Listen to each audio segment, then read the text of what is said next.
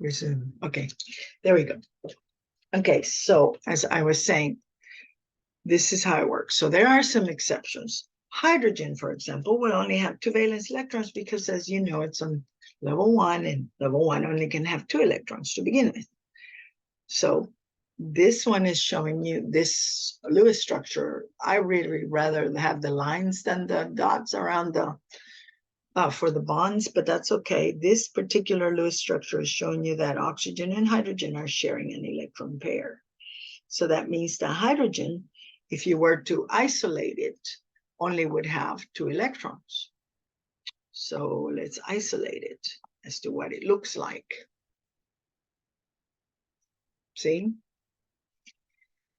Whereas oxygen, and I'm going to make oxygen in a different color so that you don't get confused with it. Let's make a blue. Has 8. You see that? And that's the exception to the rule, is obviously oxygen. Okay, so this is what we're looking at. And then you've got these other groups, groups 1, 2, and 3. So groups 1A, 2A, and 3A all get 2, 4, and 6 respectively. So in other words, boron doesn't need 8 electrons around it. It's fine with 6. Beryllium, you know, all of that group, beryllium doesn't need 8 electrons. It's fine with 4. And lithium doesn't need, and this is only in Lewis structures now. Lithium doesn't need 1 electron, right? I mean, 8 electrons, it's fine with 2, because that one that it has gets paired, and it's fine. Okay, so that's with, and I'm talking about just for Lewis structures. Okay, so right here, as you can see, clear this, boron has only 6, and that's this guy. Oops, sorry, go back. I didn't, okay, there we go, only 6 right there, see? Whereas fluorine has 8. If you were to circle fluorine, you can see there's 8 on there, on each one of them, see? Okay, and that's the exception. The exception's okay. It is, but the other ones are not okay with just that. It's just groups 1, 2, and 3, okay? All right, so let's keep going. Right, and then you have expanded octets where you can have more than 8 valence electrons, like you saw at the very beginning. That one, that's sulfur. Sulfur actually has 12 electrons around it. And yes, sulfur can expand its octet quite a bit. And that's, oops, that is this guy right here, right? Sulfur. So when you are looking at valence electrons, you have to isolate the atom that you're looking at and all the dots around it or lines, okay? But not going into the other ones. So like I kind of did that there. So that's why I was trying to make sure I make there. Okay, that's a better look. All right, so that's just showing you that there's a possibility of an expanded octet. We are not going to look at those. We look at those in Chem 2 because it gets confusing if we do that. Chem 2 is more advanced. You know more by then. Okay, so let's go. All right, and then there's these things called radicals, where you have an odd number of valence electrons, and that is a rare thing because they're so unstable that they disappear quickly. And that's one right there. You notice how nitrogen only has 7. And oxygen has 8. And how do we count that? Remember, let me do nitrogen in green. A better green, though this green is too light. Okay, so nitrogen, we're counting all of this for nitrogen. And remember, we said that covalent bonds share, and that's true because these are shared. And there you go. So there's your 7 for nitrogen. So it's 2, 4, 6, and 1 more, 7. And then 2, 4, 6, and 2 more pairs. So that's 8, right, total. for oxygen. All right. And that's how that works. So let's clear those. Okay. Now next one. All right. So for each one of these, you have to do these steps. So you need to find the total number of valence electrons. Write these down or take a picture when I'm done. Number 2, you arrange the atoms with the singular atom in the middle or the lowest electronegative atom in the middle. Form bonds between the atoms. That's 2 electrons each. And then distribute the remaining electrons to give atom in the octet. I mean, an octet. So each atom in the compound, an octet. All right. Yeah. Remember, there's some exceptions and they don't need more than 2, 4, and 6. And the last thing is if you run out of electrons, then you need to make a double or a triple bond. All right. So these are your rules. And I'm going to go one by one as we do this next compound. I'm going to be saying this is rule 1, this is rule 2, so you remember. Okay, so CF4. Okay, first thing to do is to find the number of valence electrons. How do we do that?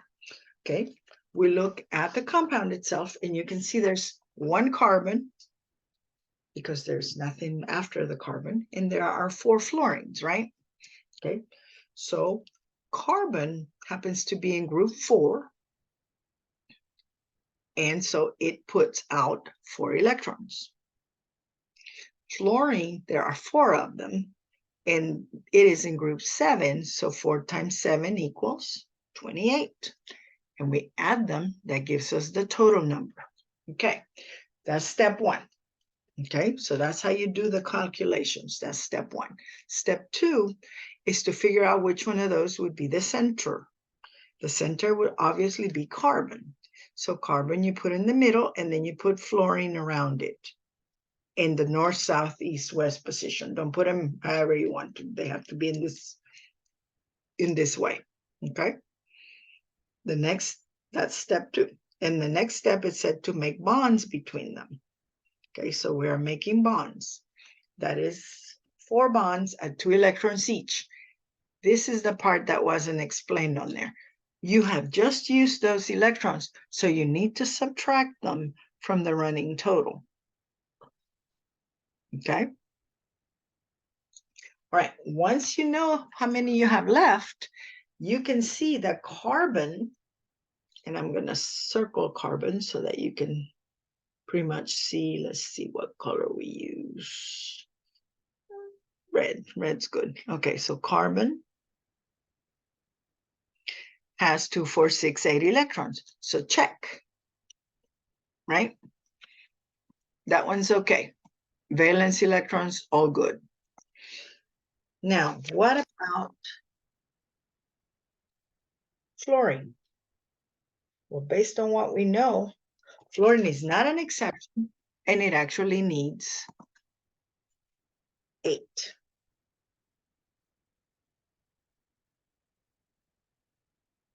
So when you look at this, you know that you need to add 6 more, right? So for our purposes, we are going to make them wide enough so that we can put dots. All right, so we're going to need to add 6 more electrons. And how do we do that? We pretend there's a box and that we're surrounding, like we're touching the dots to that box, okay? That's how you do it. So you don't just put them anywhere. You put them on the top, on the right in this case, and on the bottom on that one. Only 4 places they can go. Okay, so that's how you would do it. You would have to fulfill that octet. And yes, they do that, but I'm just doing it so you can see it. Okay, now if we were to check fluorine, let's use green again. We can, remember, we're using that one too, right? So that one checks, right? And so the other ones look the same, so they all check. So we know we have octets. So that's the Lewis structure. Once we finish it, oh, hold on, let me get this on here so that we can actually finish it. See, they finished it just like I did. All right, so clear that. And there you go. That's your finished Lewis structure. This helps you determine a lot of things about that molecule. Intermolecular forces, polarity, shape of the molecule it makes, all kinds of things like that. And all of that gives it different properties. Ligative properties are important for compounds. So once you look at this, you're like, okay, let's do another one. Okay, let's do another one, a different one. Okay, this one has beryllium. Okay, so beryllium, group 2, there's 1, that's 2 electrons. Chlorine, 2 of them, group 7, 7 electrons apiece, that's 14. Add them together, you get 16. All right, center atom would be beryllium because it's in, the one that we have less of. And that's step 2. We just kind of figure out where they go, make bonds, subtract those 2, 4, right? 2, 4 electrons that we used on the right and 2 more on the left. So that's 4 total. Subtract those from the running total, that gives you 12. Okay, hold on. I got some people that entered. Okay. All right. So now we know to check for octets. Obviously, chlorine doesn't have an octet yet, right? And chlorine is in group, what, 2, right? No, 7. Group 7, sorry, I'm looking at beryllium. Chlorine is in group 7, so it actually needs all 8. But beryllium is in group 2, and it needs only 4. So let's check. Let's see, beryllium. Let's do it in red. Okay. Okay, so beryllium, that's this guy right here. These are the electrons around beryllium right here. And since we know that it is an exception, right? We know that this is good. All right. So check. That one has enough. Check. Okay, there. Now chlorine doesn't. So we have 16 left. Yes? That gives us enough to put 6 on one side. Have we subtracted? Not yet, right? So we need to subtract. That's the next step. Very good.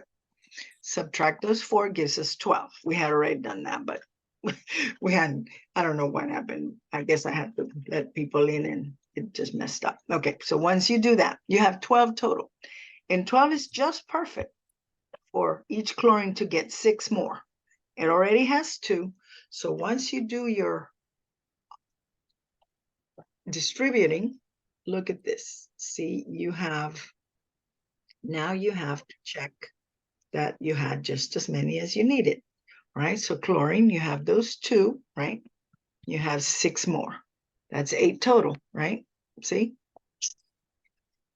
So check and check, right? So we got a good sound structure. Okay, so let's clear those. All right. Now next we have another one. That one was a little different because it had an exception with it. All right, now CO2, carbon. Carbon is group 4. There's 1, so that's 4. Oxygen is in group 6. There are 2 of them, so that's 12. Add them together, you get 16. Put that carbon in the middle. Make bonds. Subtract the bonds that you just used. So that's 4 electrons because it's 2 apiece. That gives you 12. 12 is what you had last time. But carbon is not happy right now, is he? Because carbon only has 4. So carbon would actually need 4 more. So if you do, this is what I like to do. I like to do kind of like a pre-check of the stuff because I have an idea that this is not going to be enough. All right. So I need 6 electrons more per oxygen, right? 2 times 6 equals 12. So for oxygen, we have enough. But then carbon, we have 2. Okay. In carbon, we need 4 more, right? We have two sets. So that's four total. We need 4 more. So we have 2, which is 4. So we are missing 4, right? This is our negative number, okay? Because we're lacking those. So since we don't have enough, a lot of people will do one way or you can do it another way. I like to pre-check. This is my way. And then I know that I need 4, so I make my double bonds first. That's what I would do. I would make my double bond from oxygen to carbon. I would make 2 of them. That would just be me. And then I would distribute the rest of the electrons, which, by the way, this is part of the electrons that you're using also. Okay, so that would be one way. Or you can do it the way that I'm going to show you that they do it. All right, and you might like this better, but you have to erase. That's the thing with this one. All right, so you put them on there. You can see there's not enough. So what you do is you relocate. Okay, so this is where it gets interesting. Okay, so you relocate. Hold on, let me go back to the electrons that I was trying to get. Come on. There we go. Now, you relocate. And that's what I want to point out is what they did with this. All right, so they took these electrons and moved them here as a bond. And they moved these electrons and moved them here as a bond. Therefore, you get a double bond. And you still have 8 electrons around oxygen because all you did was shift them. But now you're also sharing those 2 pairs of electrons with carbon. Therefore, that is a better structure. Actually, the only correct structure. So let's do it again. Now, see, pay attention what they do. They take those electrons that I pointed out and they move them, see, as a bond. And there's the correct structure for carbon dioxide. Now, if you want to check, this is another thing you can do. You had a total of 16 electrons. Make sure that you use them all.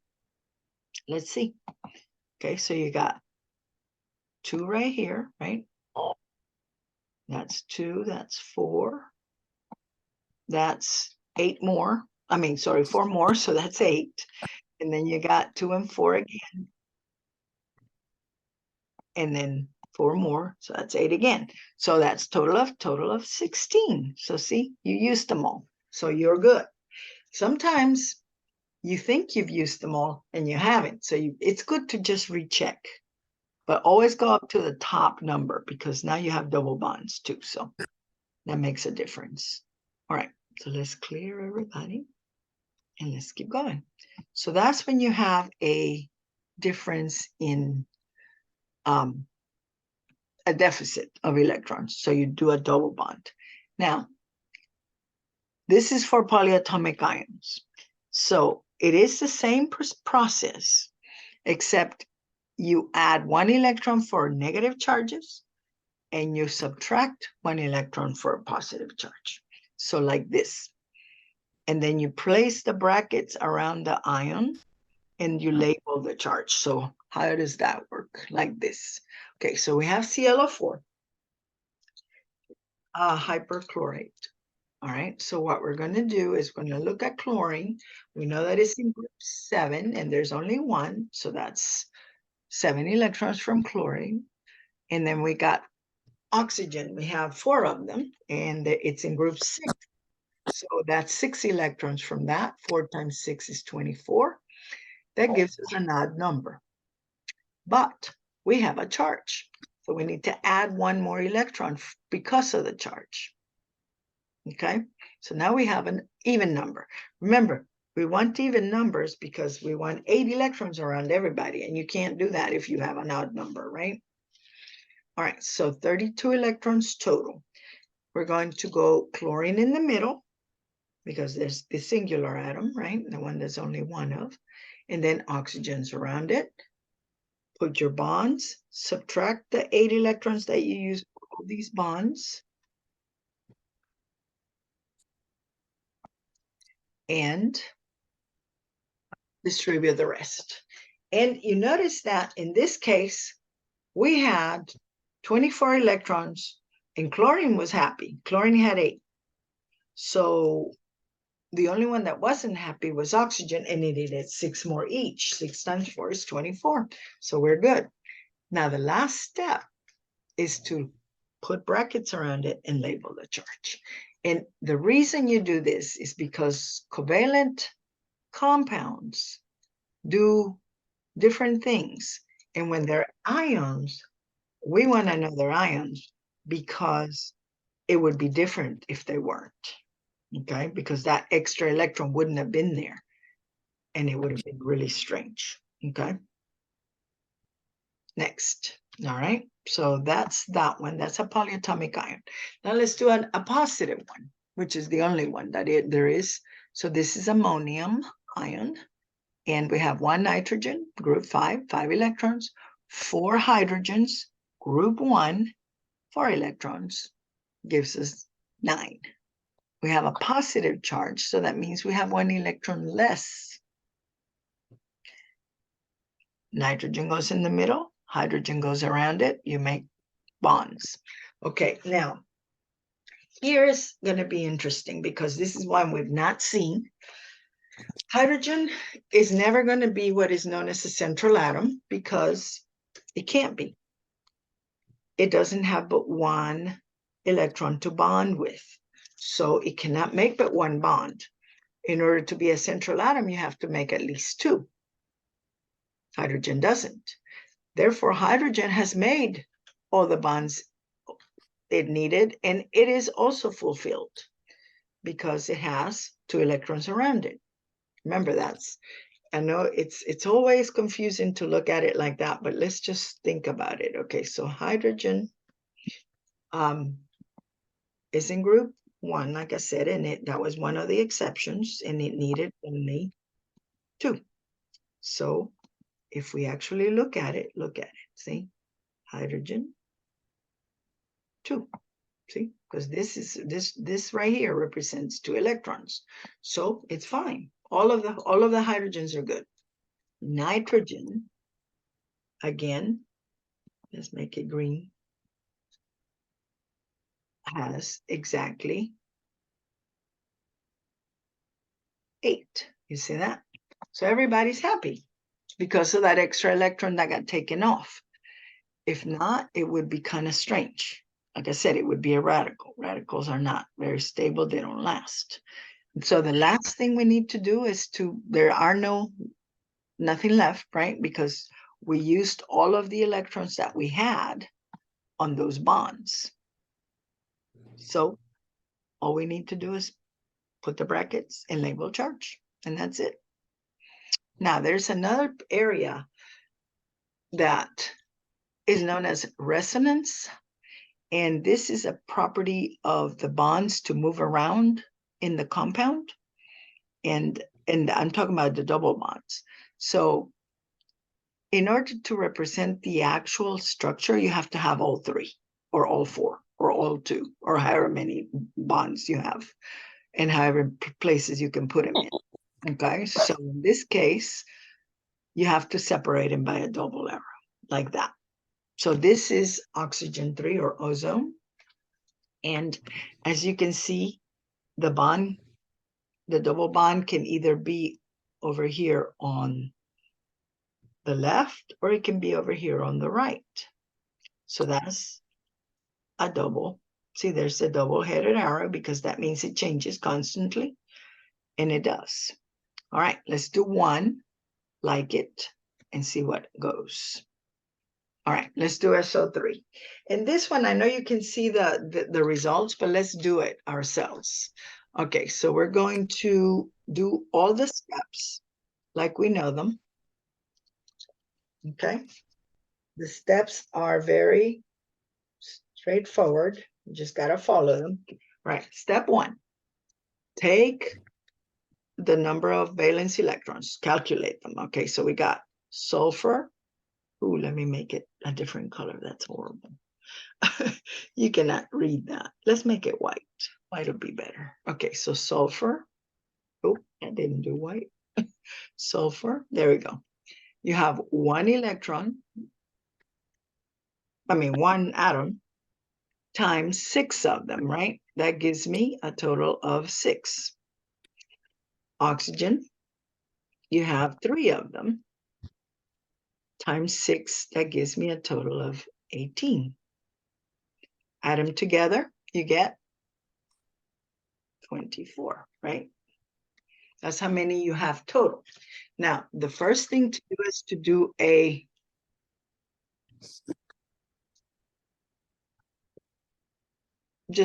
put the oxygens around it, okay?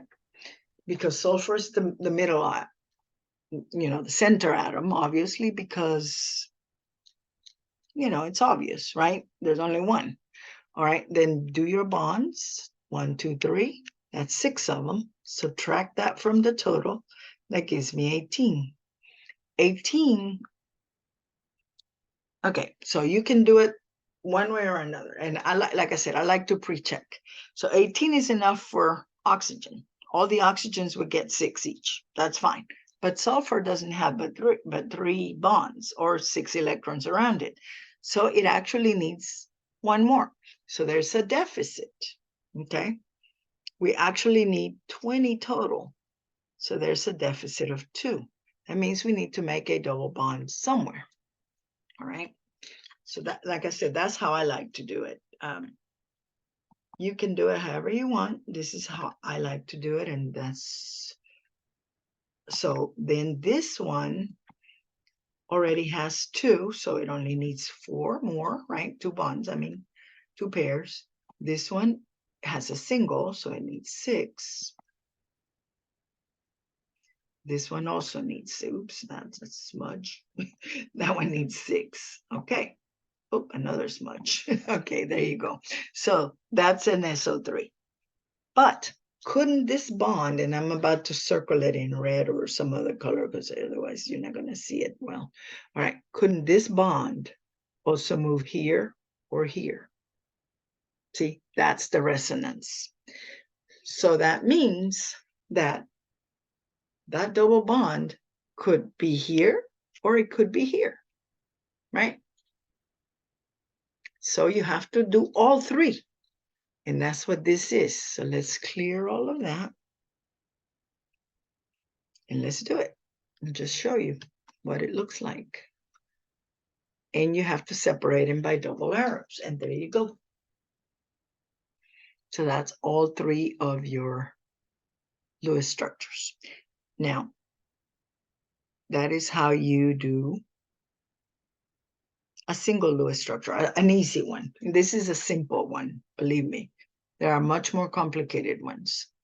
We are going to go and look at, let's see, there's another one in here that I wanted to look at. Yeah, there we go. Let's go back out.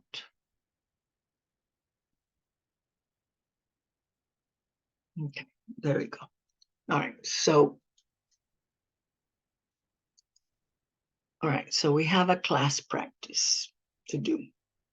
Okay, but look at this. I want you to see this video. This is a good video right here. Drawing Lewis structures with a central atom. There's a little different one, and then there's another one. Okay, so maybe their method makes more sense for you. At the end of this video, you'll be a pro at drawing the basic Lewis structures. There really are only 5 main steps that you need to know. Let's get started. Step 1. Find the total number of valence electrons for the molecule you're drawing the Lewis structure for. Let's try one. We'll use the periodic table to figure out how many valence electrons each element has.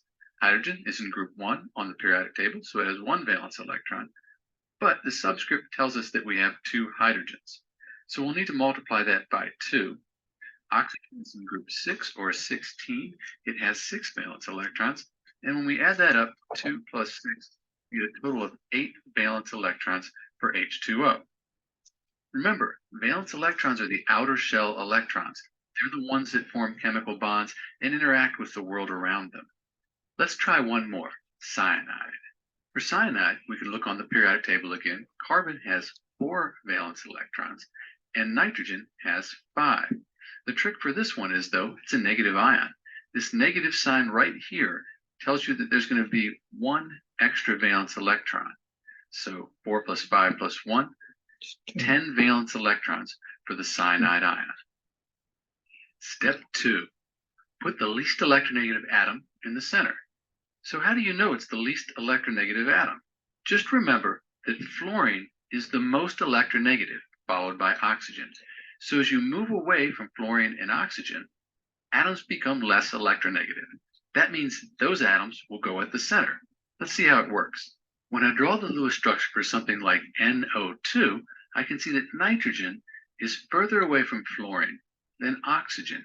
That means when I draw my Lewis structure, I'll put nitrogen at the center and oxygens on the outside. For something like PCl3, I can see that phosphorus is further away from the fluorine than the chlorine atom. So I'll put phosphorus at the center and the chlorines on the outside, like this. Some Lewis structures, like HCl, only have 2 atoms. In that case, you don't have to worry about it because there's no center. An important note, hydrogen always goes on the outside of Lewis structures. Always. Seriously. Let's look at HCl again. We know it has 8 valence electrons, and we'll put the first 2 in our structure between the H and Cl to form a chemical bond. That's important. By putting those 2 electrons there, we're showing that the hydrogen and the chlorine are chemically bonded now. Step 4, complete the octets on the outside atoms. Octet means 8. For HCl, we have a total of 8 valence electrons, 1 for the hydrogen, 7 for the chlorine. So we've used 2 already to form the chemical bond. For the chlorine, we'll put 4, 6, and then 8. We've used all the valence electrons, and we've completed the octet for chlorine. It has 8 valence electrons. For basic Lewis structures, the big exception is going to be hydrogen. It only needs 2 valence electrons for a full outer shell. So hydrogen has a full outer shell with 2 valence electrons. The chlorine, its octet is full with 8, and we've used only the 8 valence electrons that we have for the HCl molecule. We're done with this structure. There's one more rule that we need to look at. It doesn't apply to HCl, and actually it doesn't apply to a lot of molecules. But what happens when you've used all your valence electrons and you still haven't completed the octets for each atom in the molecule? That's step 5. So sometimes you run out of valence electrons and still haven't filled the octets. Hey, it happens, right? So in step 5, what we're going to do is if we run out of valence electrons, we'll move some of the valence electrons from the outside to the inside and share them and form double and triple bonds. Here's how it works. So for O2, oxygen, if I follow all the rules, I count the valence electrons, 12, and if I put a bond between the atoms and then fill the outer shell, I end up with a situation where I have an octet for this oxygen. It has 8, but this oxygen only has 6 valence electrons. It doesn't have an octet, and I don't have any more valence electrons. To solve the problem, I can take these valence electrons right here and move them to the center to share them and form a double bond between the 2 oxygen atoms. I'm still only using 12 valence electrons, but now this oxygen has 2, 4, 6, 8 valence electrons, and this oxygen has 2, 4, 6, 8 valence electrons. So by sharing those valence electrons, I can get the octet on each of the oxygens and still use the 12 valence electrons that I had for the O2 molecule. If I wanted, I could replace these right here with 2 lines to show the double bond, where each line represents a pair of electrons. For Lewis structures like N2, I would even use a triple bond to achieve octets. So how do you get good at drawing Lewis structures? Well, the first thing is know the steps. They're your guide. The second thing is practice. You need lots of practice to get good at this for it to be second nature. Use the links in this video or go to my website and try more videos. First try it yourself and then watch the video. Pause when you're stuck, see what's going on there, and try to correct the problem.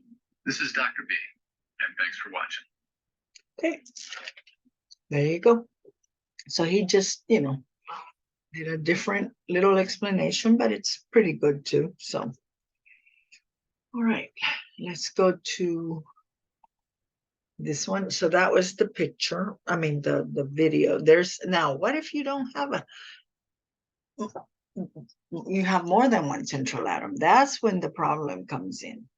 All right, so let's go back. You look at me, you cutie pie. Okay, sorry. My kitty's loving on me. Oh, you're such a sweetheart. Yes, you are. Okay, so right here, this is the one. This one's a ow, why are you eating my hair?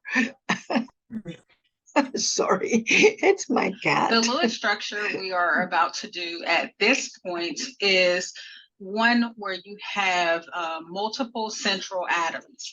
And if you go back to the first rule in the handout on your notes, I guess, it states that carbon, that there can be 2 or more carbon atoms connected. All right, so usually when we have multiple central atoms, it's carbon atoms because they form chains of substances.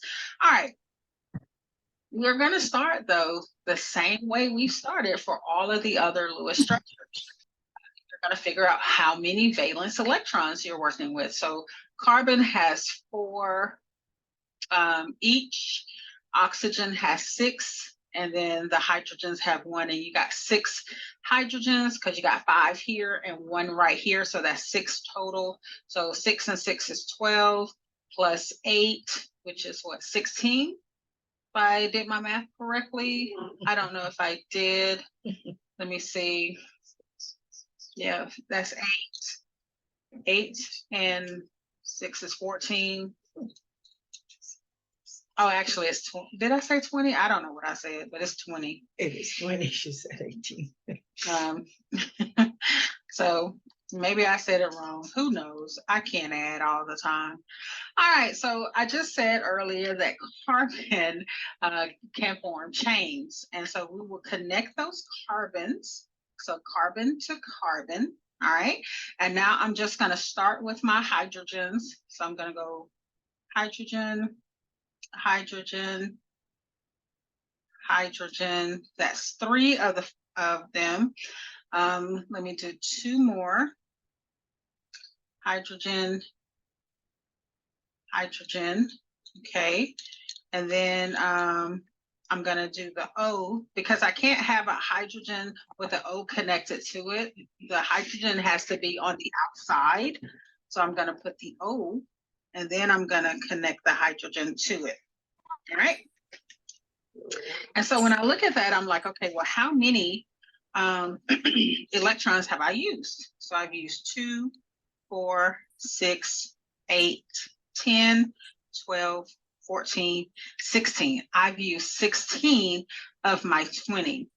And it starts getting kind of busy. All right. And so I want to just make sure, let me look here around this carbon. I got 4 around this carbon. I have 4. Well, if I'm looking at the oxygen though,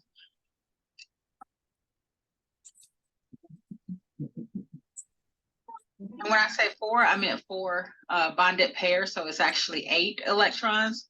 I only have 2 here, so I just have 4 electrons. So what I need to do is add the two extras, because you know I use 16, this makes 18, and that makes 20. And now I have 8 around here and around the other ones, and then the hydrogens just have 2. All right, so that's what happens when you're dealing with multiple central atoms. Okay. So the main thing to remember is you can never have hydrogen in the middle. So whenever you're trying to do this kind of a structure, right, you're going to have to remember that, because if you don't, it's not going to be right. Because hydrogen can never make 2 bonds because it only has 1 possible pair. So that's what you got to remember on that one. All right, for some reason, this is not letting me close it. There we go. All right, so next time we'll do the actual practice, or do you want to do a little practice now? I mean, I know it's time for you guys to go, so Next time. next time. I think practice next class. All right, we'll do that next time. You just got to remember these Yeah. rules, though, so you can apply them, okay? Make sure you Yep. know all 5 rules. And, if, Okay. and before you go, if you didn't write your name on the chat, please do so now. Miss Vides, I don't know if, because my internet was kind of bad, so I wasn't sure if my name was. Oh, yeah, your name is in here. All right. Thank you. You're welcome. All righty. You have a great rest of the day, and I will see you Friday.